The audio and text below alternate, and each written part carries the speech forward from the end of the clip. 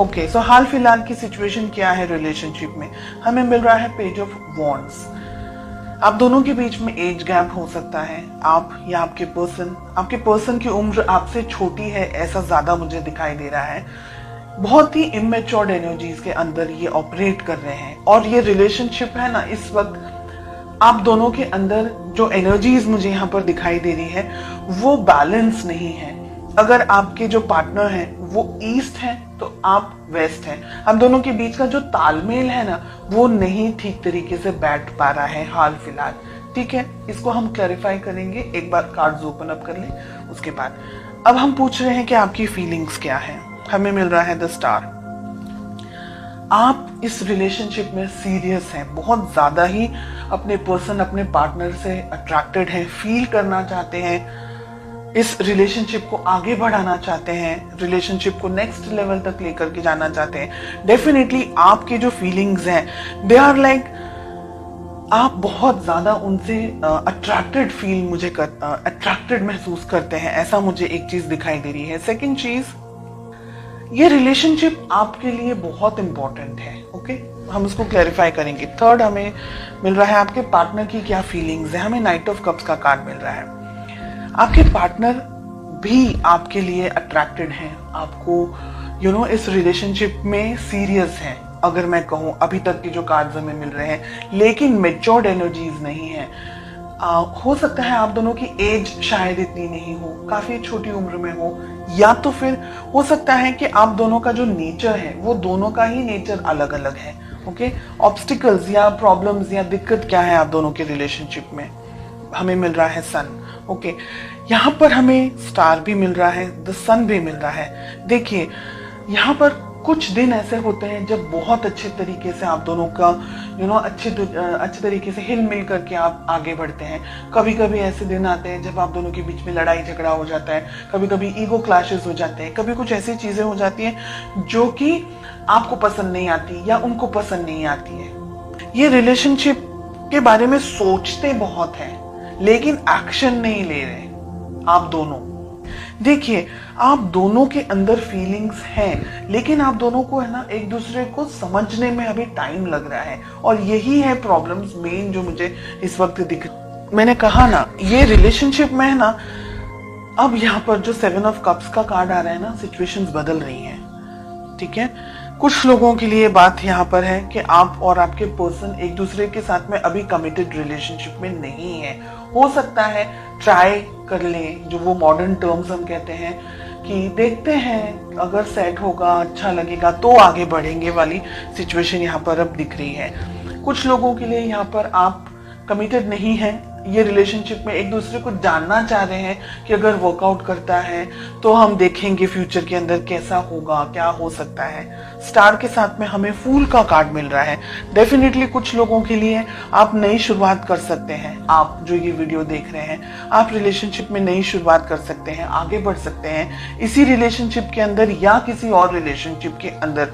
लेकिन मैं कहूंगी कि आंख बंद करके आगे ना बढ़े, बहुत ज्यादा सोच समझ करके यहाँ पर आगे बढ़े। ठीक है, जो ये रीडिंग इस वक्त मेरे सामने आ रही है, एक एनर्जी मुझे ये कह रही है जो कि आपको सुनना पसंद नहीं आएगा, और ये कुछ ही लोगों की बात है, सभी लोगों के लिए नहीं है।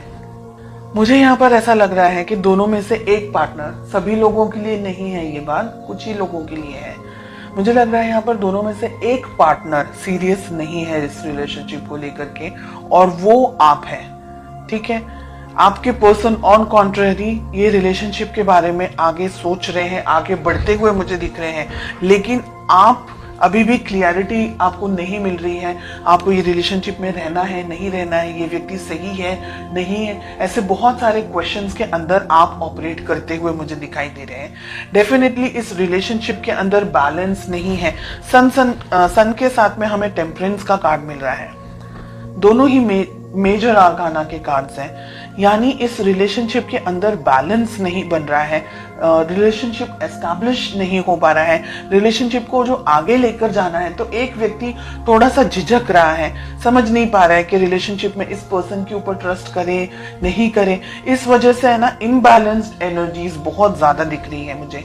यहाँ पर मुझे आपकी एनर्जीज में से ये दिख रहा है कि कुछ लोग है ना बहुत ज्यादा रिलक्टेंट हैं, बहुत ज्यादा ईगो के अंदर ऑपरेट कर रहे हैं, या रिलेशनशिप चाह रहे हैं तो मैं जैसे कहूँ उस तरीके से मेरे पार्टनर को फॉलो करना होगा।